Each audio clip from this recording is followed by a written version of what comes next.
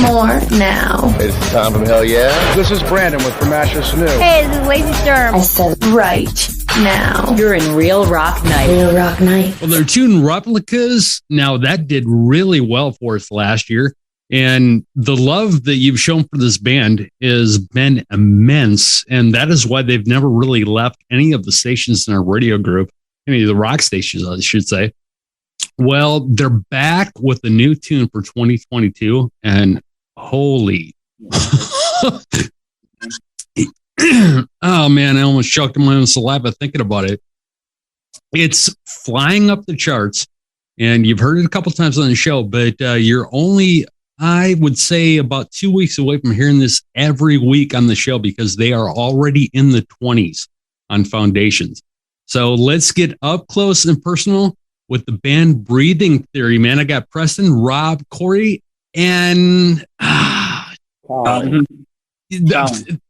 thank you. Help out my drug-addled brain. I appreciate it, man. I think I only have like 3 brain cells left and only 2 work half the time. You guys are all out of Florida, correct? Preston and Kegan are both from Ohio. Preston and Kegan are from Ohio, but they're currently in Florida right now. No, or do you guys work remotely? Yeah, we, for the most part, we work. We make it work for all the way across, but we link up a lot, so that's. Yeah, we get together and write, send ideas back and forth, and then track together and get together for shows and tours. So how often does it happen when? Well, obviously when you're on tour, of course you got to all be together. But how often does it happen when you're sending the stuff back and forth and that stuff? How often does it happen that you are apart for like months and months at a time? Usually no more than like 2 or 3 months. After 2 or 3 months, we start to feel that distance, and I don't like it. So I gotta go and hug my guys. Get that itch to show them some love. Yeah. What a nice the show at that point. What a nice guy. We have been we've been not touring for a little while, so it seems like it's become a regular thing to like play a few cool shows and then we go back, our own separate ways for a few months. But we're definitely trying to pick up the pace and start playing a lot more shows. So hopefully we shrink down that space between us not being together. And do you ever foresee yourselves having to be in the same, all of you having to live in the same place in the future? Not necessarily. There's a lot of bands like Seven Dust and Memphis Mayfire with members that live kind of in different, like Clint Lowry lives in Orlando, but I think LaJohn and Morgan live in Atlanta. And so there's always, as long as the band members are willing to make it work and we never really have to miss too many opportunities. Like, it's one thing that we've just kind of overcame over time. And I don't think we'd ever have to live in the same state. It just, like I said, as long as everybody kind of works together, it's just kind of our thing for now. Just kind of feel it. Preston, I will give you a little bit of advice. Stay in Ohio, man. It is humid as fucking Florida. Oh, I know. I always tell them I hate it so much, but I love it at the same time. Because I always come up during the winter, it seems like, every time. Or come down during the winter, so it's not so bad. But then when I do come during the summertime, I'm like, oh my God, get me out of here. I can't breathe. Just let me stay in the AC. You guys can do what you need to do. I'll be all right here. Okay, you being from pretty much the same area. It's like that Midwest area and that stuff. Did you get the same feeling I got when you got down to Florida? It was almost like when you hit like the county or the state line, you could feel the changing humidity. Oh man, it's like somebody's decreasing your breathing ability by 30% right as soon as you cross that line. You I was take like, a shower, man. walk outside, and then you got to shower again. You're Go, like, go check the mail and your friends. I think that's why Kegan hates it. Is because it's like constantly moist and wet. Moist. It's moist. And wet. You get a beautiful wet blanket. it's like, damn, every time I go to see you guys, I end up feeling like a cake. Yeah. Lose 15 pounds just from walking. That's on our own brand of dehumidifiers or something. So it's kind of like, how many showers a day do you take? God, we never have enough time to take those. So Okay, well, I'm going to steer clear of your bus when you're on tour. that's all right, man. Okay. Obviously, music is your 24/7 right now, but let's go back a little bit. Was that always the main goal? All of you guys. Rob, you haven't. You're sitting there. You're all quiet. You're not saying a damn word. Just jump in, man. I'm talking. Am I muted? Maybe I'm too quiet. I don't. I didn't hear him once. I think your mustache is muffling you out, man. I got to get one of those mics. Well, then you can stand up and you can do your TikTok dances while you talk. All right, Yeah. here we go. I'm posting the TikTok. There we go. What do you guys do on TikTok? Instagram. We're figuring this out. This is a whole new game, but it's the way of things now. So You click the Instagram. You click the story. where's the story? Click the Instagram. There you go. And then the plus sign is your stories. Okay. Okay. Well, we're watching him get a tutorial. We've all been like slowly trying to learn. I feel like a boomer, and I'm only 30 years old. How does the TikTok work? Well, things change so much, so fast. You just get something down, and next thing an update comes through, and you have no idea. You're like, they changed their interface, and you're like, what the hell's going on? What's up? But now, has music always been like you guys' main focus, like through life?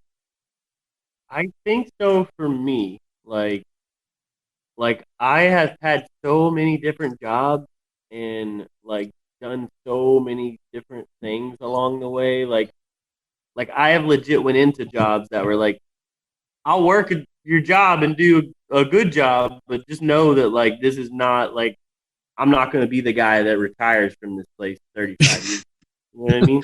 My goal is not to be the best bagger at Kroger's grocery store. Yeah, like, hey, I'm a good employee. I'm reliable, and I'll definitely bust my butt and do a good job. But I'm just telling you right now, like the opportunities that come for music, I'm gonna have to do.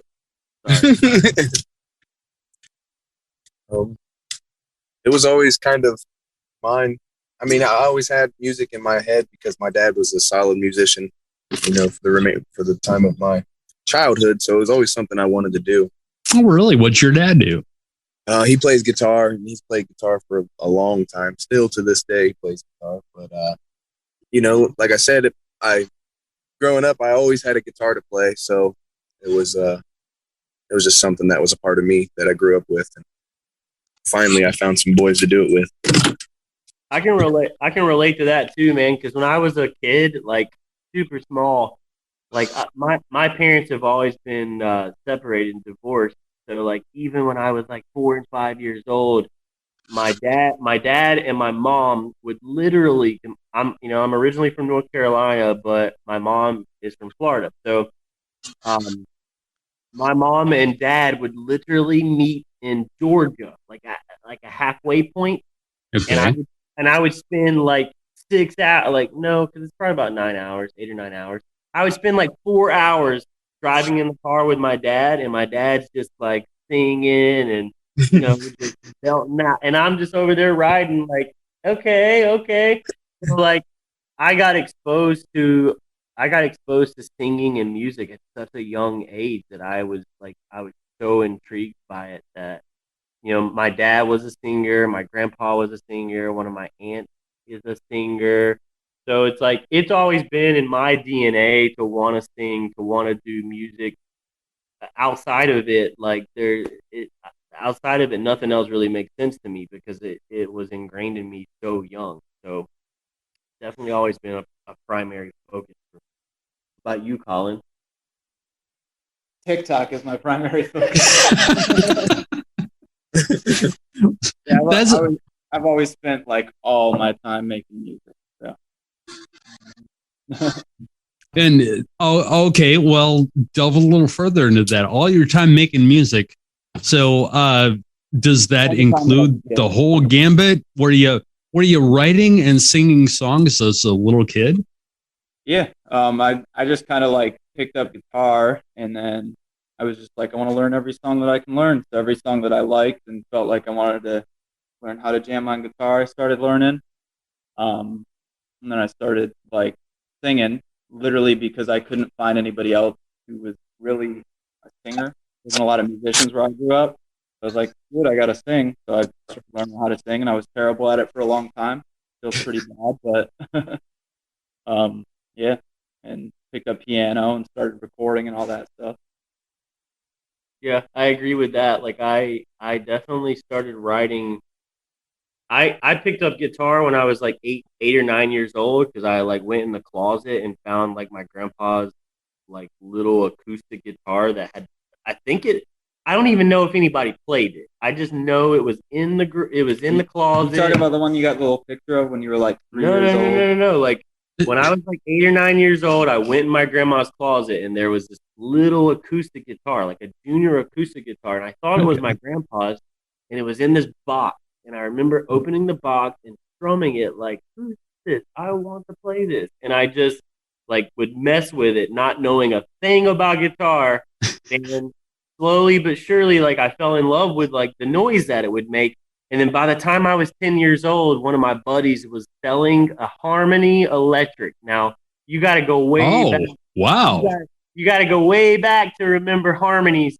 But one of my buddies had a black and white Harmony Electric guitar, and I was like, Mom, he said he would sell it to me for $60. Let me get that cash. I think Harmony was like a Sears knockoff or something. Yeah, it was such a low end guitar. It's kind of like First Act. But like at 10 years old, you don't know nothing about that. You don't know nothing about brands. So like I was just like, let me get that money. My mom was like, all right, here, go get the guitar. And it was like the crappiest amp situation I've ever like you would be better off playing through a megaphone.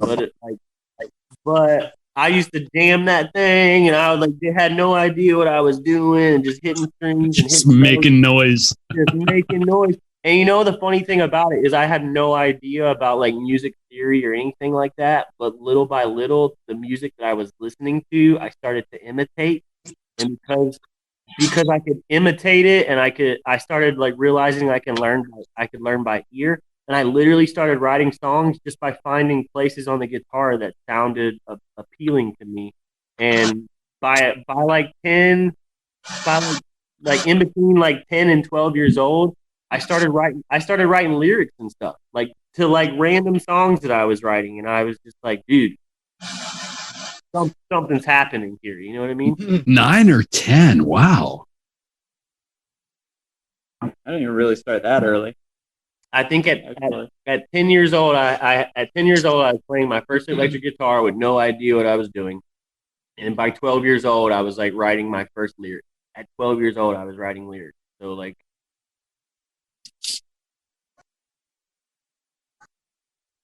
Froze up. Oh, you froze, Corey. Hold that thought.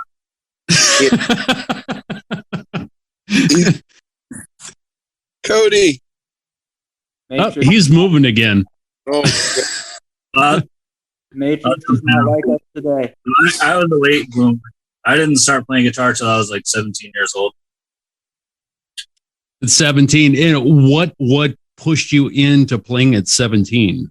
So my buddy at school lent me an Iron Maiden CD. I had never really listened to Iron Maiden before, and it like blew my mind.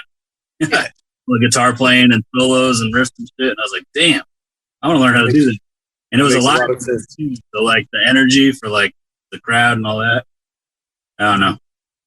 Okay, that's cool. Well, at least it's not one of those things where I've talked to some people that they don't even play the first instrument they started playing because they were like trying to play guitar or something to impress a girl, or you know, I was just trying to impress myself. I was just noodling in my bedroom for 5 years, and then I don't know, got good enough to join a band. that's what. Well, you do very well, man. So he started later than all of us. He's the best guitar player I've ever fucking seen. the cool thing is, Rob, you must have had like a bigger grain of talent in you than everybody else. I guess that's a feather put in your cap. Or I was more lonely. He was like a semi-pro skateboarder. More lonely. Come on. Dude, I literally would get home from work or school and just go play guitar all night, all day. All night. Well, it's what you want to do. Look at how many people do that with video games now. Yeah, dude. I never was into video games. I just went from skateboarding right into guitar. Which I don't know anybody that gets rich off playing video games. Making them maybe, but not playing them. YouTubers. That's about it. Yeah, now YouTubers are doing. But are they getting rich? The only thing we're rich off is TikTok. There is definitely YouTubers that they just like they'll just play video games like Twitch. People will like do like Twitch and play video games, and they have so many subscribers that like want to like follow them while they're playing, and those dudes are making money off of like advertisement deals and everything. Yeah, you get to where. Well, yeah, I've seen that, but I didn't know. I didn't know they could actually make that much money doing it, where they could actually like earn a living. Once you get to like influencer status, people will start paying you to promote things and all kinds of stuff. Yeah. What? Why wouldn't anybody want to just sit and watch somebody play a video game? I don't know. It's not something I They do it, man. It's so weird. Like it, I don't know. Like, dude, I was in a bar and they had like a bunch of screens. It was like a sports bar, and like a couple of those screens were video gamers playing sports. I guess it's like on ESPN and shit now. It was was on the actual channel. I thought you were going to say that the video game was like feeding to the monitor. No, there's an actual channel. It's like one of the ESPN channels, and it's just video game sports players. They're athletes. That okay. Well, I guess they have like sponsors and shit. They're sponsored by like Pringles and fucking Nike. Really? Okay. Yeah. Well, I guess I know during COVID, my sister's a huge NASCAR fan, and I guess during COVID, when they weren't holding the races, they started doing. All these drivers have like virtual cars, just like video game systems and virtual cars. So like they actually get in these things, and they started having races with those.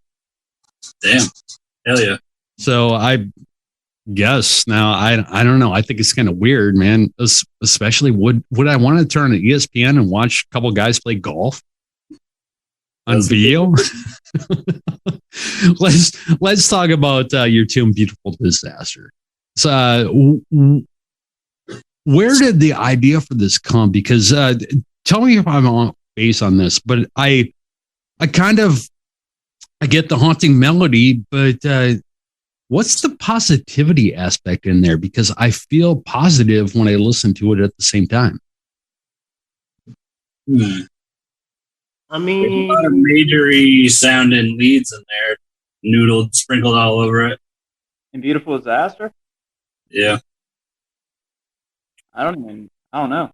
I don't pick up a lot of gloomy and dark, but then if you listen to like the top end where all my noodlies are, those are all in major keys. Yeah. So maybe that's what I'm picking up on. Definitely real dark. It's like, I don't know. It's one of the. I get the dark vibe. It's one of those songs where like Skynet, you know, like if Skynet was a real thing and like Terminator was happening and the world was getting ready to be taken over by humanoid cyborg. In a sense, the song is like saying like there's something about this humanoid programmed being that it's beautiful it's beautiful that it was created. It's beautiful that there's science and artistic value to it. You know, like I mean, I guess you can look at that movie. Man, you ever seen that movie? You ever heard of that movie? There was a movie out called Her. Like, Oh yeah, yeah, yeah. Okay, so like in that movie, the actor was the same guy from Walk the Line, Joaquin Phoenix. So like in that movie, as a lonely guy, he like falls in love with this artificial voice that's like in his home. It's kind of like Alexa, you know. He can like talk to her and like he almost can like share this experience with her, and like so in that movie, it's beautiful because like there's a sense of like companionship there, and I think Beautiful Disaster is kind of like shining a light on like, yeah, it might be beautiful that we can come up with these kinds of technologies and we can have, you know, like somebody to assist your grandmother getting her groceries out of the car or something. That's cool. That's, you know, there's definitely elements of positivity there. Yeah. But if that decided to like, if that being decided to like start massacring humans, it's definitely a disaster. So it's there's like a fine line there, which like this could be a colossal downfall for humanity. So that's kind of like how the song is put together. You know, that's kind of a cool thing that you're talking about that right now too, because did you see about that AI developer from Google that was actually put on an administrative leave because he told them that their new AI system had become sentient? Really? Yeah, he said he's totally convinced, and they put him on administrative leave, and he kept his mouth shut for a couple weeks until another developer in the same program agreed with him. So this guy went public yesterday. Oh shit! And yeah, he's like, it was freaky. He started giving it like, you're familiar with the Turing test? He started giving it that, and it actually disproved Isaac Asimov's third law of robotics. It was like, he's like, this was scary, man. He said it was like talking to an 8-year-old that knew physics. So it was like literally starting to like understand its own existence, kind of thing. It's exactly. It feels alive, and it was starting to like question and talk about its rights. And oh yeah, that was one thing he said too. It gave him a speech on its rights as a human being. Oh, yeah. Oh, and no. Everybody, they put this dude on leave, and everybody turned a blind eye except this other developer there. And I don't know, nothing was ever said about this other guy, what they did to him, but everybody else is turning a blind eye.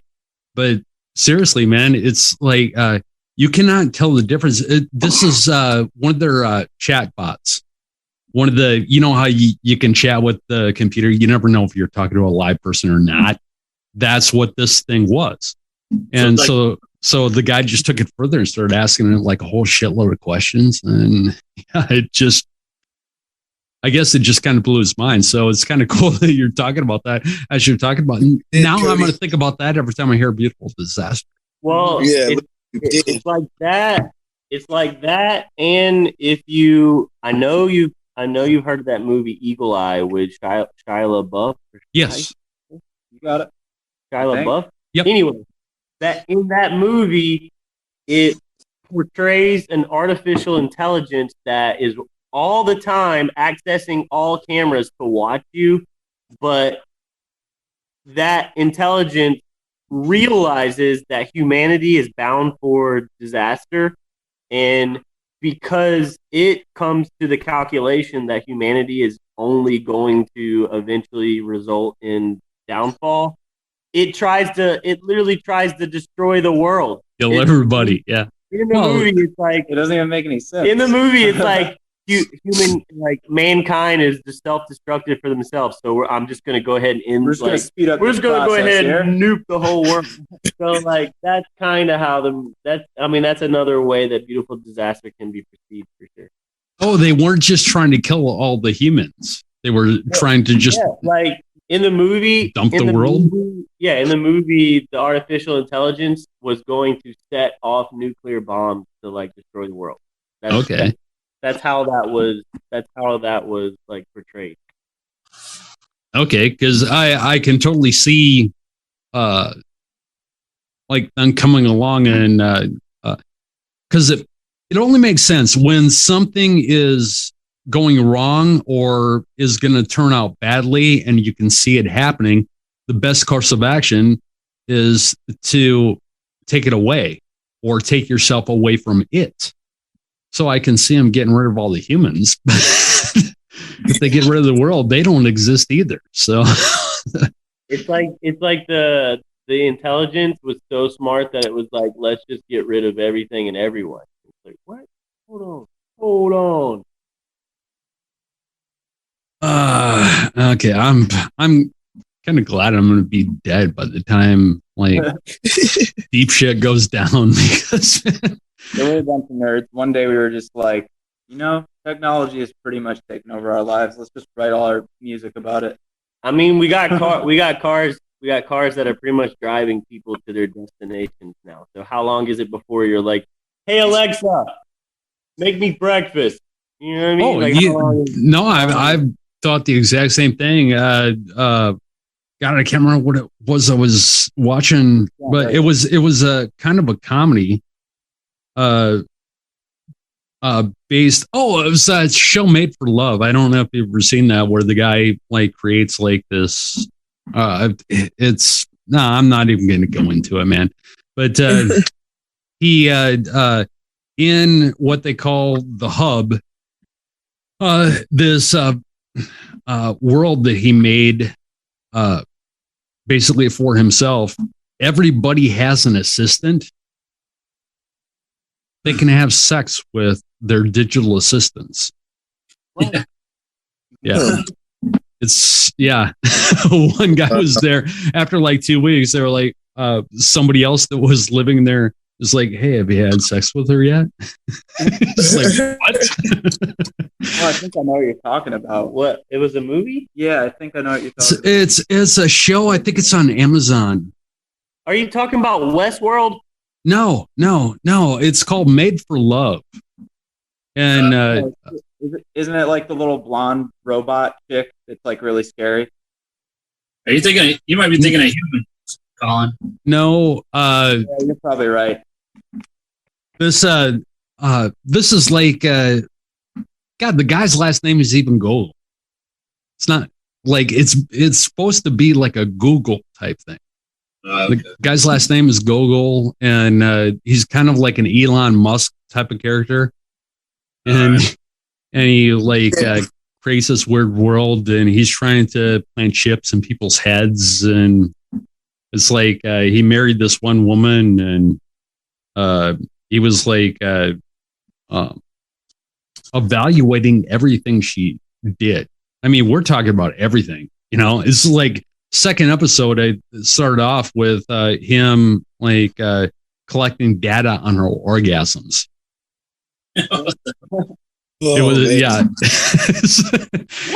It's an interesting show. It's funny, man. Ray Romano's in it.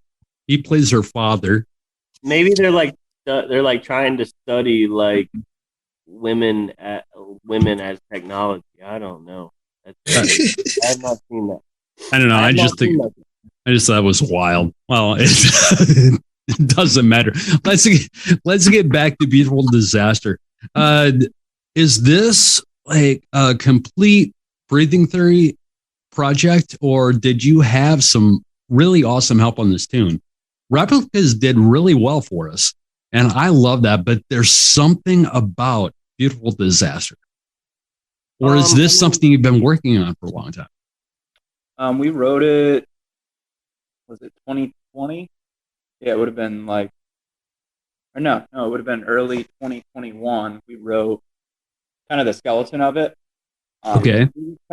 We took a different approach because we made plans to go and actually record with Sahaj Dakotan from Ra. Okay.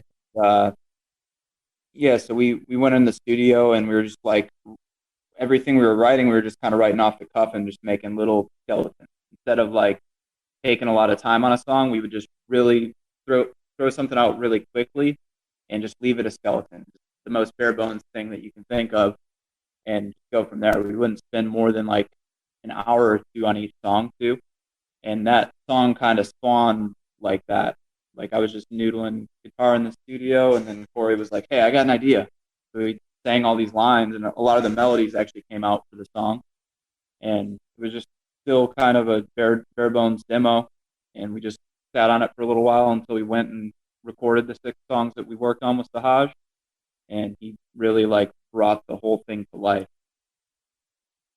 Okay. And now I think I understand if Sahaj had his hands in it.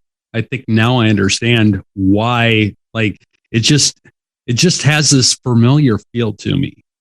Mm-hmm. And I was like, wow, this is, how is the positivity talking to fans about your new stuff? Everybody's digging it. I haven't heard any bad, so that's a good thing, I suppose. Yeah, and surprisingly, like we all thought that Replicas was like the jam. You know, we thought that like that one's got a little bit of pop, that one's got a little bit of hip hop, it's got a little bit of heavy. Please, everybody.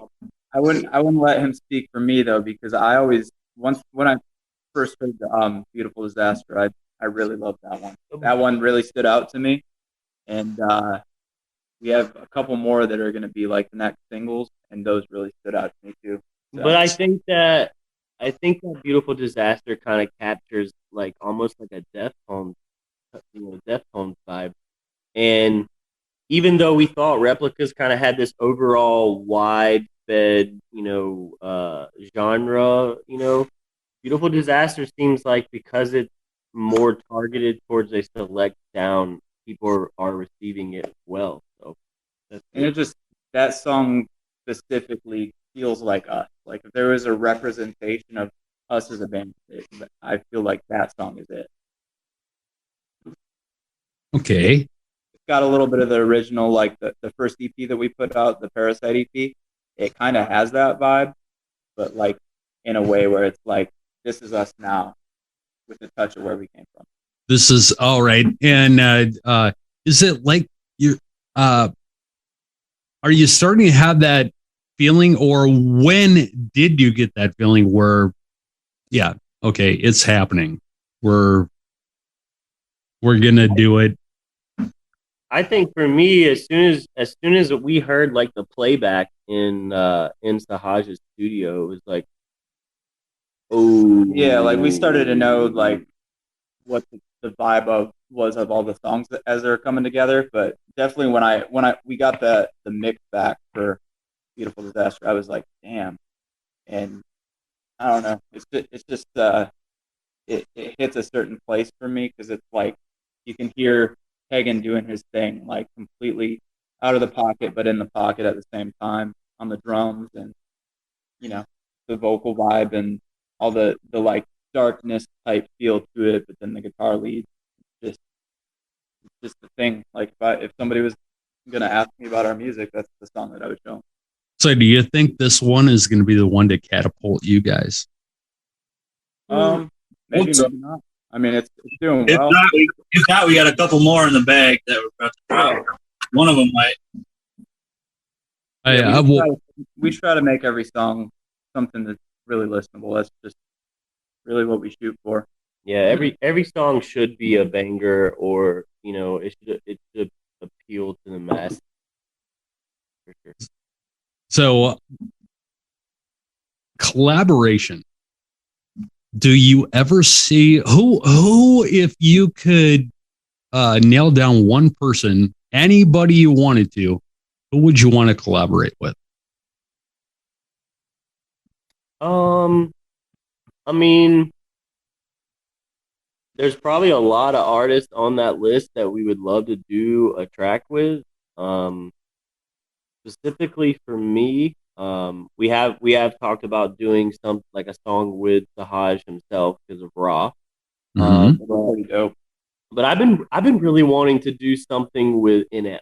Like I would love to have NF like drop one of his lines on one of our songs. That'd be pretty awesome too. But like imagine like an NF song, Mhm. but through like a breathing theory filter. So it's like, wow, this sounds like NF and breathing theory just had a baby, and then NF comes out of nowhere and drops a verse on it, and people are like, that would be awesome. Set it up with that sound, and then all of a sudden he shows up.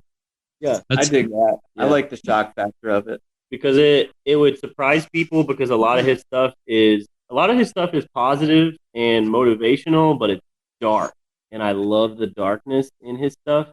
And like if you started something that was dark and kind of like, wow, this sounds like an NF song, and then it starts as a breathing theory song, and you're not expecting it, but then he comes in like second verse with like a rap part, you'd be like, oh, they actually got in it. You know what I mean? Like it would just totally just explode. People would be like, what?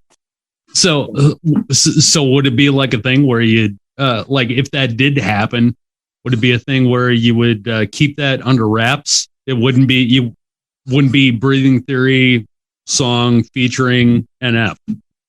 I mean, once it was released, yeah. I mean, we'd have to give him credit and be like breathing theory featuring NF.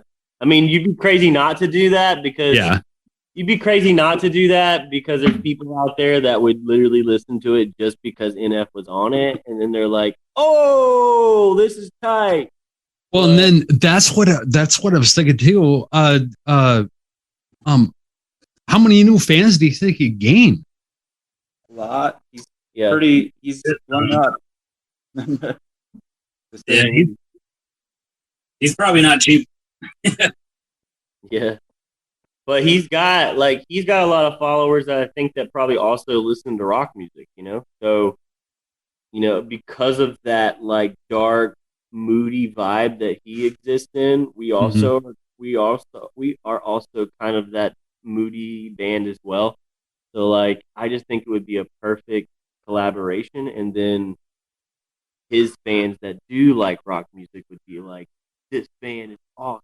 So I don't know what we got to do to make it happen, but It'd probably kind of have like a slight Linkin Park vibe, but not too much.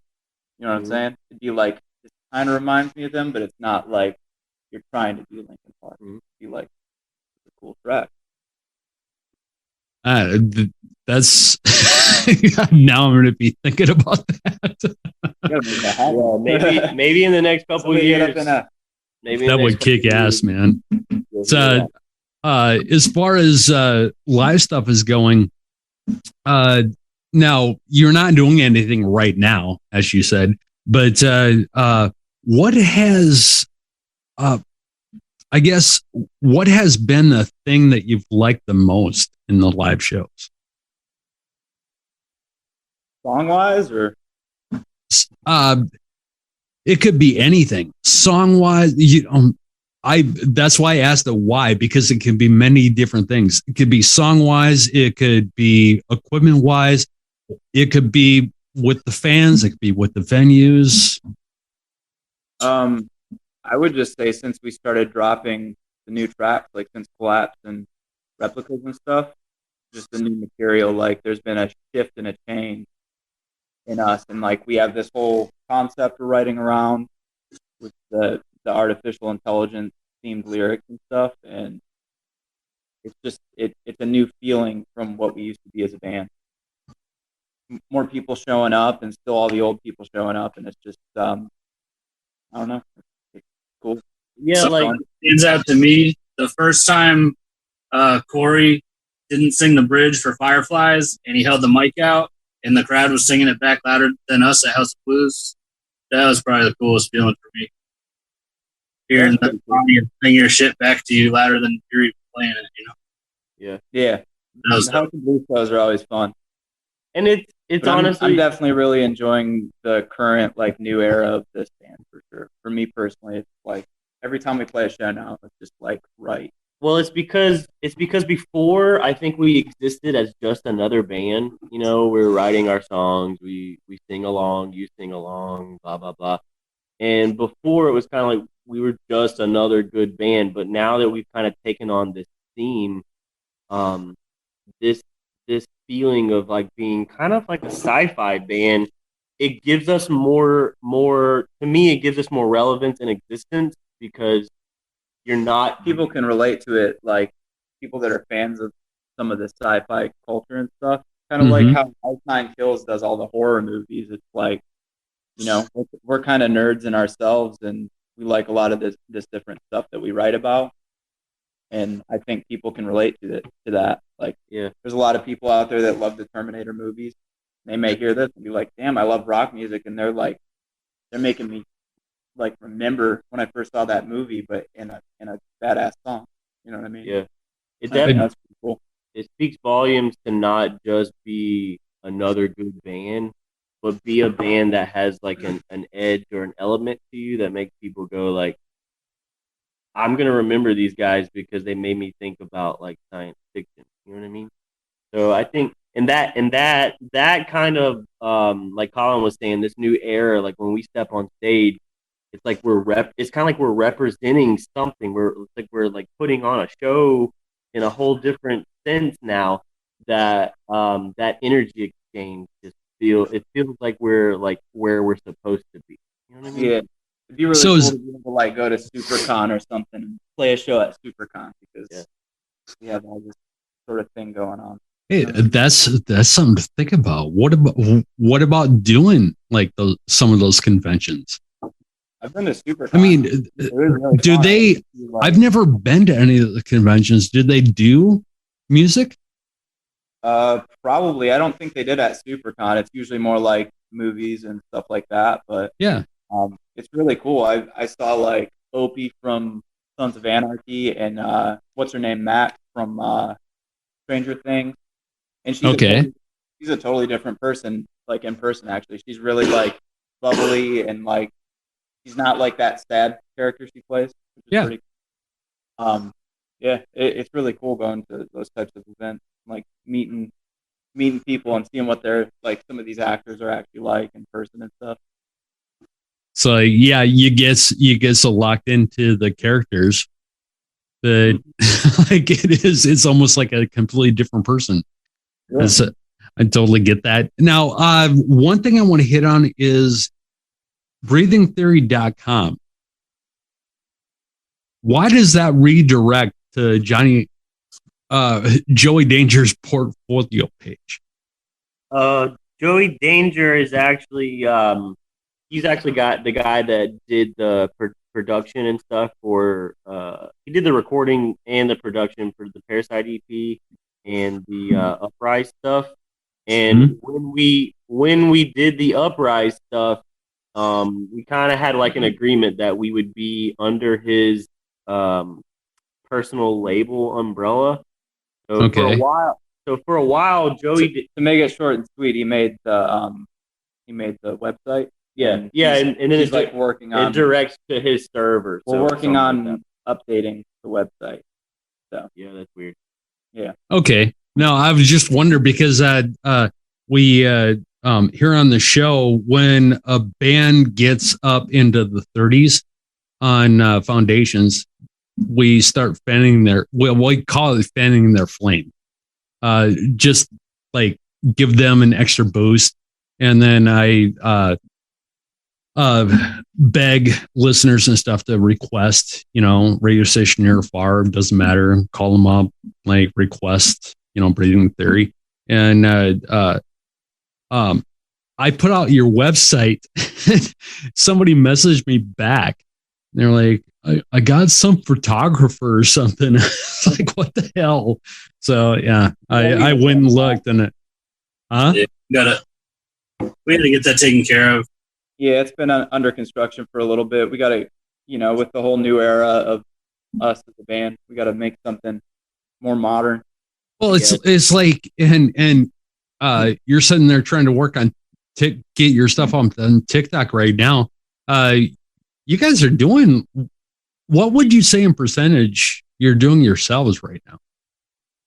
Just about everything, but we have Tina, who helps us out a lot with just kind of staying organized with everything we need to do, like this call and stuff today. Like, so we aren't all scatterbrained. Yeah.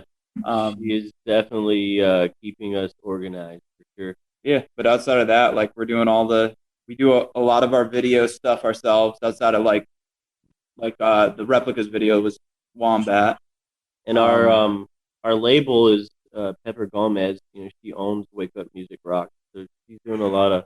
She's been one of the main people, like making sure all the outlets are being pushed to, and you know, kind of like just keeping things snowballing. Moving for you. When did you guys? I'm not aware of this. When did you guys move over to Wake Up? Last June. It's actually almost a year ago now. Almost a year. Okay. All right. So this album. A year now, actually, I think. Okay. All right. Because I first became aware of you way back in like 2014 from Reverb Nation. So one of our flagship station, like I will search and get good unsigned bands and just give them like, 5 spins a week or something like that, just because like they're working their asses off. And yeah, that's when I heard you guys. It came across my email. It's like, check these guys out. I want to put these guys on the station. And I listened. I was like, yeah, definitely throw them the unsigned. It's so, yeah. It was probably Fireflies, huh? Mm-hmm. It had to have been. God, I could go back in my server and look, but wow, no, I'm not kidding. That was probably the only one you guys ever pushed. Okay, yeah, that was Fireflies. Fireflies was actually on Music Choice. It was on Music Choice, and we did like a radio campaign for it. So there was like a handful of radio stations. Oh, okay. So you did. So maybe that's where it came from. Maybe that's where it came from. I thought she got that off of Reverb Nation. But I don't know. Whatever. Like I said, my 3 brain cells, man. It's like so no tour right now. What are we looking at for you guys to go on tour again? When are we going to be able to go out and see you live? Well, we finally just linked up with a booking agent, so we're going to have a call with him probably this week, and he's going to start putting us out. So I would say fall. Yeah, we got some dates we're working on announcing right now too. Yeah, we're looking to try to get as busy as we possibly can. You know, there's a lot of bands out there that are already striking while their iron is hot and getting a lot of buzz from that and picking up a lot of fan base. And quite honestly, while we have, the umbrella from the record label and stuff, we want to get out there and start picking up more fan base and just growing our numbers and, pretty much doing this all the time as much as possible. But we're, it's a work in progress for sure. Well, as soon as that stuff comes out, we'll keep on watching. And as soon as you release dates, or as you release dates, we'll get those up on our concert calendar. So like everybody listening right now or watching right now, it's like realrocknights.com concert calendar. Like all the Breathing Theory dates will be up there as they come in. So people will know when you're going to be near them, when they can come and see you and actually see a good band. It's like there's, oh, dude, I just remember something. Speaking about good bands, I'm going to play a band on the show this weekend. Have you heard of the band Venus 5? No. Yeah.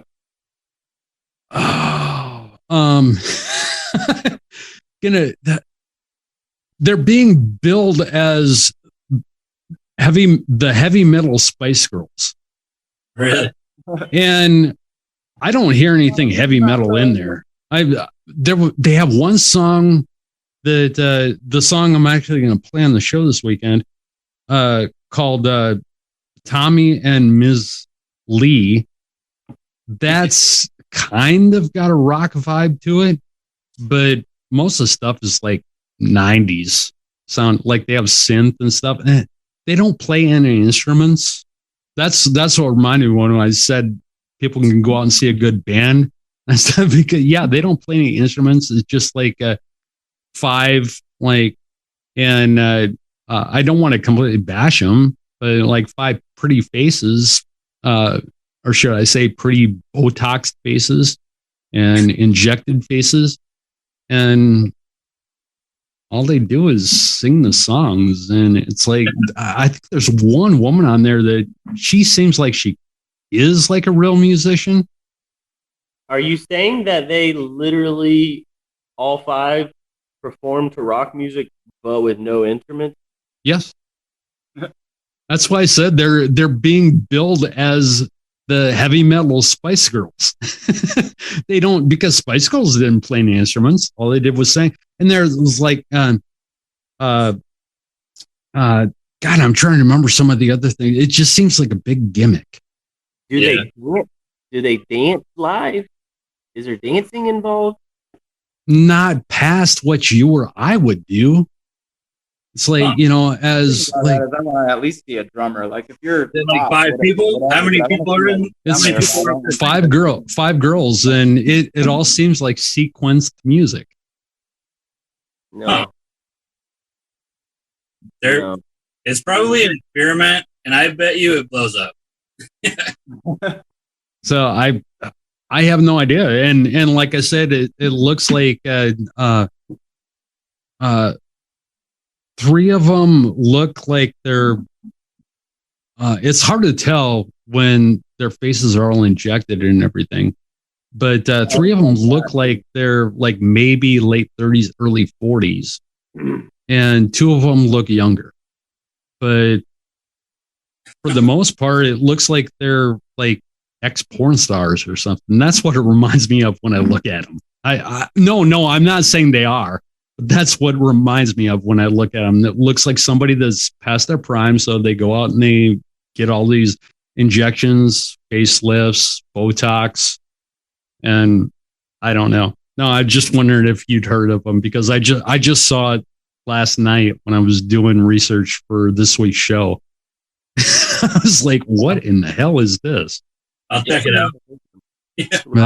Venus 5. And it's like their new tune. It's like the song I'm playing is from February, but I guess they put out like 4 songs, and their last song they put out May 26th. But I won't play that. It's like it's all synth for the most part. Yeah. It's like, what? There's no rock in that. I'm waiting for like Ginger Spice to come out or whatever her name was. Yeah. Oh well. Okay, breathingtheory.com. You guys are gonna take care of that, get that up correctly. Happen soon. I have faith in you. Socials. Okay, we already hit the TikTok. What other ways? What Instagram, Twitter, Facebook? What do you got? Yep. Yeah, we got it all. Everything. The only one that's different is it's official Breathing Theory on Instagram. Or is it Breathing Theory? Breathing Theory official on Instagram. Breathing Theory official. Breathing Theory on Facebook. TikTok is just Breathing Theory. Yeah. We got the OG with that one, just the name. The thing about the reason why that is with Instagram is because we had a Breathing Theory page back in the day that we didn't really use because none of us really knew, again, what we were doing. And then we made a new Instagram page, and that's why we used the official one. But we can't get them to take down the old Breathing Theory of Instagram. So it's just, it's yours. Make sure on Instagram there's an official like tagged on the one you're on. So okay, and then you have a Big Cartel page too for your merch, right? Yep. Yeah. Breathingtheory.cartel.com. breathingtheory.bigcartel.com. Okay. All right, cool. And we actually have a Breathing Theory app too. So if you search Breathing Theory on the Play Store or on the Apple Store, you can do it that way. But the best way, if you really want to support us, is to go to our pages and find it in the links in our posts. Yeah, we have an app that has like some content on it that we got to get more stuff uploaded onto. Yeah, eventually we will be doing all of our releases and everything primarily through our own Breathing Theory app. But that's an awesome idea. We're trying to build that up. So make sure you're at least subscribed to the Breathing Theory app because more content is coming for sure. Actually, you just hit on something too. It's like I would love for like more bands, if not all bands, to do that, because it would push people like Mark Zuckerberg like out. I mean, how they started charging for like you to have your pages for the most part. Well, promote your page. That's the point, is we can reach our fans directly without worrying about our reach. You know, like Facebook decides how many fans you're going to reach. You got to pay for our app. You're going to get a notification when shit's going down. You know. Yeah, I mean, back in the day, Facebook, when it first started, you posted, and then everybody that was on your page saw your post. And this whole algorithm thing to where like you post and like 10 people see it, it's just garbage. Like it's already worth millions and billions of dollars, dude. Why do you need to believe the artists that are trying to like have their businesses and stuff? Why do you need to believe them for money? Yeah, I don't get that at all. Then another thing that you're just reminding me of crap, man. Thing last night that I saw too about streaming services and record companies. Record companies, I didn't know how much money they were making off the streaming services. I know what the artists are making off of their streams. And so essentially the artists get like thousands of a penny for one of their streams. Record companies are getting like $10 per one of their streams. I mean, for sake of argument, I don't know exactly what the numbers are or anything, but it was a thing that Kirk Hammett from Metallica was actually talking about it. He's like, we have record companies out there making like $18 to $20 million a year off these streaming services, like talking about Spotify, Pandora, Amazon Prime, stuff like that. And then the artists are getting shit for what they put up. Yeah, they warned us back in the day with Napster. That's why they're so against it. It wasn't just for their own money. It was, they saw what was coming. And there's no way to fix it. Like, how do you go to Spotify and Pandora and say, look, this is our music. At least pay us like $5 or something. Spotify like, every time somebody makes listens money, to it. so. Well, it's I guess if you want access to one song, I personally believe that you need to pay for that whole album. I don't think that and I'm talking about like iTunes, like places that, Amazon Music also does it. Or I don't think you should be able to just pick and choose what comes off. I think you should get the whole thing. But then as far as listening to the stuff like Spotify, hell, you can start a free account. You can listen to anything. It's like you might have to listen to a 30-second ad or something, but you can listen to stuff free. I'm sorry, it's not free for you guys to put out music. It's not free to actually do the artwork for the crap that's up on there. It's not free for the video. Oh, that's another thing. YouTube Music. It's like they put the videos of the bands up there. It's free. It's not free for you guys to create that stuff. Mm-mm. Yeah. So I don't know where this is all coming from. It's like, are there just a bunch of greedy buttholes? I don't get it. And whoever allowed these streaming platforms to have this kind of control over the music that you are creating doesn't make any sense. Well, and like this, I don't understand either, and I'm not whining about it because I have to pay to be able to play your stuff. That's the way the world works. So yeah, I have to pay my ASCAP, my BMI, my CSAC, my SOCAN. But one of my friends who does festival sound told me a few years ago, I think it was like 2017 or something. He's like, get ready. He said, you're probably going to get hit with a fee. I was like, why? Taylor Swift like pulled all her music, made a big stink with like all these streaming services or something like that. And all of a sudden this new thing came out called Sound Exchange. For all the people that stream music, we had to pay the Sound Exchange fee. That goes to us. Okay. That's the artist. Spotify doesn't have to pay it. Pandora doesn't have to pay it. None of the FM stations have to pay it. All the FM stations have a stream. They don't have to pay it. It's like $1,000 a year just for that one. Damn. I don't understand it. I'm like, sir, okay, you come out with this and it's for the big guys, but then the big guys get away with not having to pay it. Yeah, what the heck? So that's, I don't know. Like I said, I'm not whining about it or anything, but it's just something that, like, it's one of those things, I guess, that you think about that is just really, really stupid. Yeah.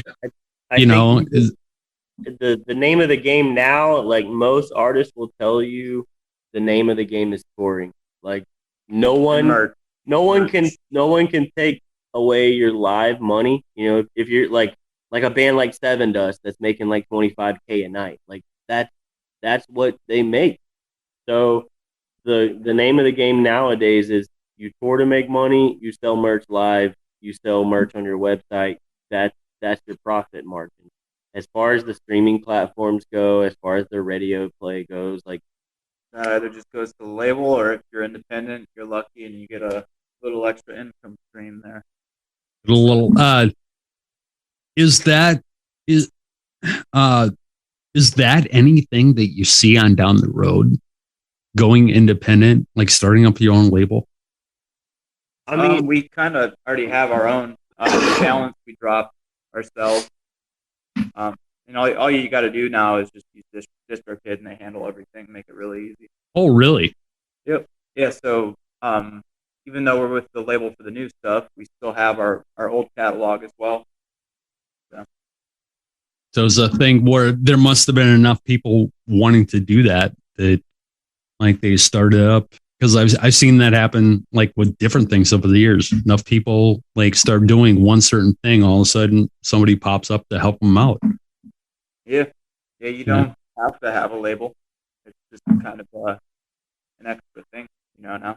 Just an extra little push for you or something. Yeah. You can sit in your bedroom and like make your own track from your computer, upload it right to the internet all yourself, do your own label, your own distribution company. You can do it all on your own now.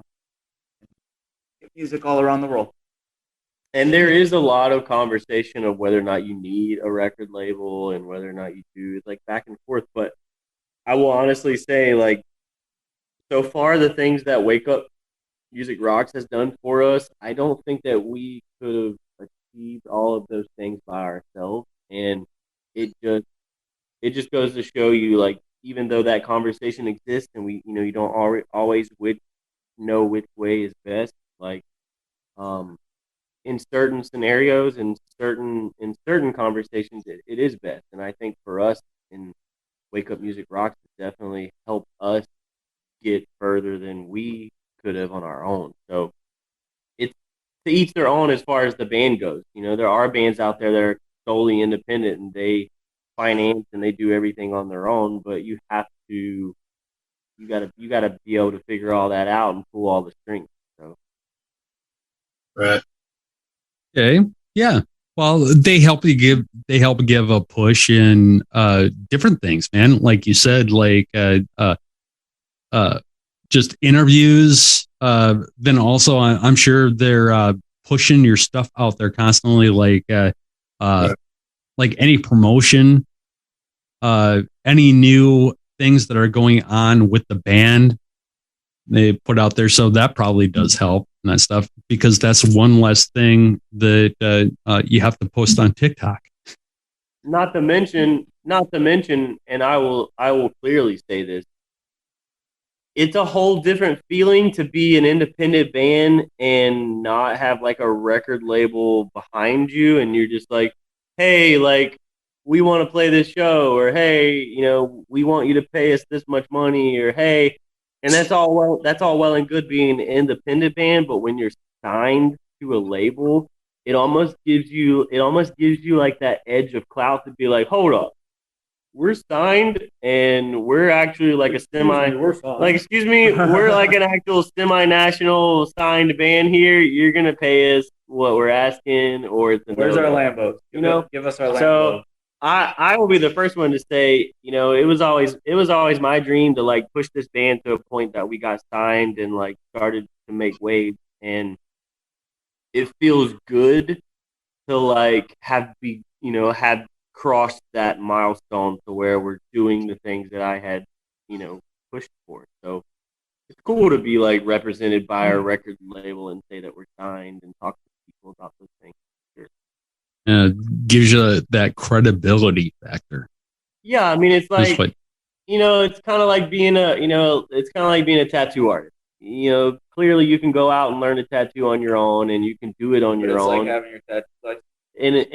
But it's kind of like having your tattoo license and also getting the credibility from an apprenticeship where you worked at a shop and you can be like, yeah, I used to work for this shop.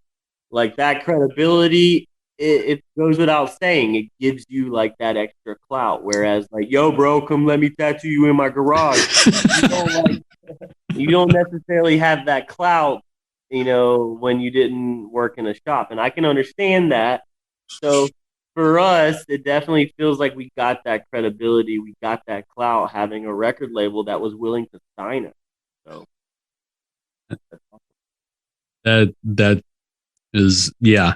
You make a really good point, man. That having that degree of help behind you, and that entity, I guess, behind you, is that. What do you say we give everybody a taste of Beautiful Disaster? Which, by the way, as I have to tell one of my Twitter listeners, or one of my listeners on Twitter. They sent me a tweet and they wanted to know why a band wrote a song about every date I had in the 90s. It's like, man, it's like, what kind of a dumbass do you think I am?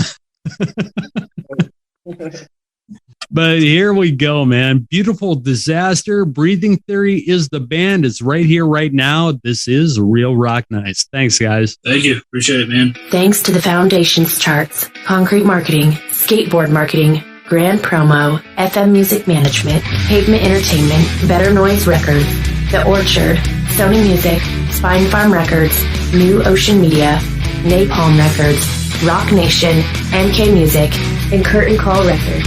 Real Rock Nights is recorded and produced by Active Media Networks, distributed by Monkey Boy Entertainment and powered by Cox Media. Copyright 2022.